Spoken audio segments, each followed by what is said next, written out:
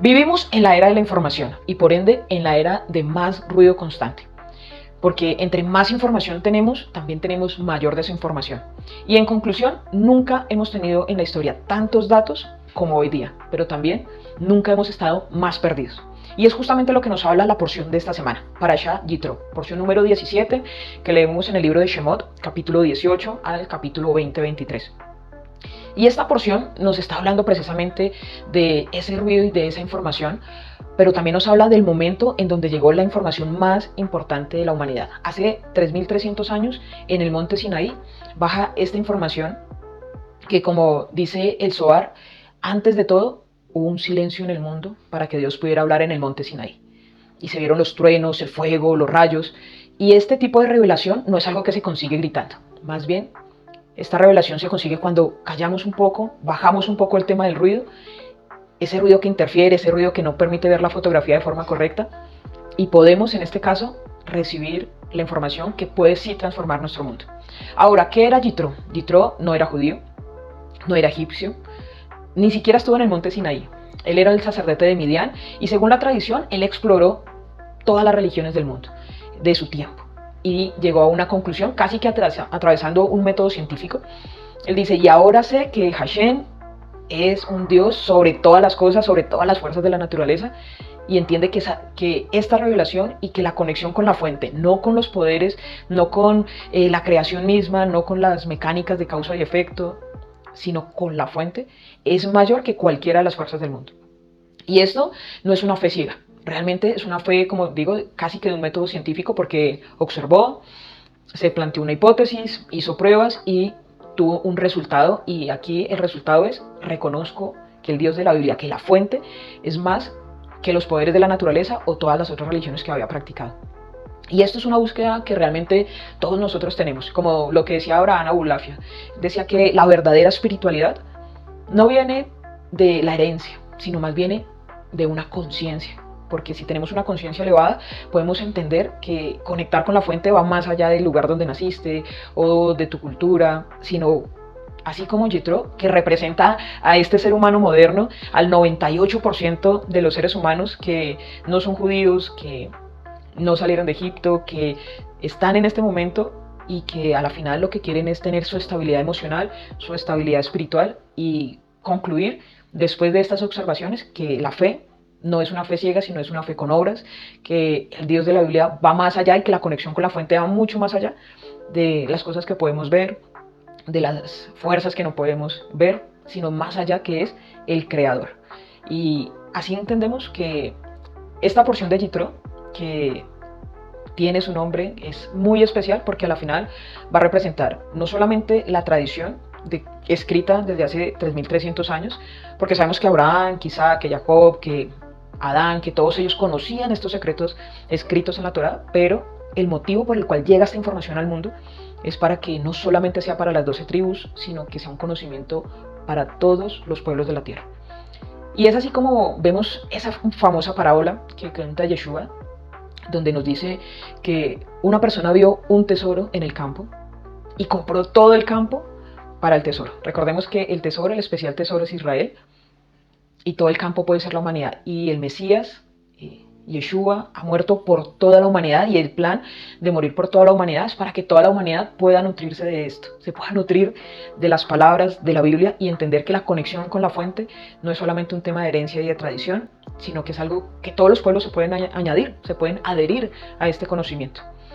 Ahora, si lo vemos ya desde esta perspectiva, el tener una fe realmente con esta certeza, con estas conclusiones, nos da una estabilidad emocional que no nos da simplemente tener una fe por tenerla, o fe en la fe. Y dando un porcentaje más de lo que dice esta porción, que es de los consejos de Yitro, y por lo que empieza como tal esta porción con su nombre, es una de las primeras porciones o una de las primeras enseñanzas de salud mental de la historia. Hace 3300 años aquí se está introduciendo conceptos de delegación, organización, temas de carga laboral, estrés laboral, de cargas de trabajo en equipo. Y como lo decía el rabino Jaime Vital, cuando nos enseñaba que un alma agotada no puede recibir la luz divina. Y hoy pues lo diríamos de una forma más moderna, el estrés va a dañar tu creatividad, va a dañar tu conexión con Dios, va a dañar tu memoria, el estrés daña la toma de decisiones. Y no puedes vivir simplemente allí agotado con el estrés, sino que hay que tener este consejo de Jitro de poder darnos una organización. Y sabemos fácilmente que no se puede vivir espiritualmente elevado cuando emocionalmente estás colapsado. Así que hay que tener ese equilibrio, y la Biblia nos da ese equilibrio entre lo que es físico, porque el estrés, la enfermedad del siglo XXI daña lo físico, pero también te está dañando en lo espiritual. Así que hay que tener ese equilibrio. Mi estabilidad emocional, mi estabilidad mental, mi salud mental, para que lo físico esté bien y también eso me permita bajarle al ruido y poder escuchar la voz de Dios, poder recibir esta información y, como dice la Biblia, ser nutridos en el olivo verdadero por la savia que alimenta todas las ramas. Así que uno debe tener esa estabilidad emocional, ¿vale? Ahora, en el monte Sinaí se manifestó algo impresionante, esta luz divina, y como lo que dice Isaac Luria, dice que los sentidos se unificaron. Entonces por eso dice que vieron las palabras, no solamente dice que las escucharon, dice que vieron las palabras, y es porque se unificó también un conocimiento, se unificaron los sentidos. No solamente es un tema de escuchar, es un tema de ver tus acciones, es un tema de, bueno, acá vieron lenguajes diferentes, vieron las letras hebreas, había un tema de interdimensional muy fuerte aquí dentro de la revelación. Pero si lo simplificamos, estos 10 dichos, estas 10 palabras, o como nos quedó aquí en la traducción, los 10 mandamientos, realmente es un tema de identidad. Porque empieza con la primera letra, con la Aleph, diciendo yo soy. Dios identificándose como fuera de las fuerzas de la naturaleza, como quien creó las fuerzas de la naturaleza, y dando una visión muy clara, porque a la final dice, no necesitan tener dioses ajenos, no tengan esos dioses ajenos, no dependan de ese exterior, dependan de mí. También dice que hay una fuerte convicción acá del respeto y a esta revelación, porque dice no usarán el nombre en vano. También un respeto a las convocaciones, a sus santas convocaciones, porque dice guardarán el Shabbat, no solamente el Shabbat de semana, también hay Shabbat que van dentro del calendario, diferentes al del sábado.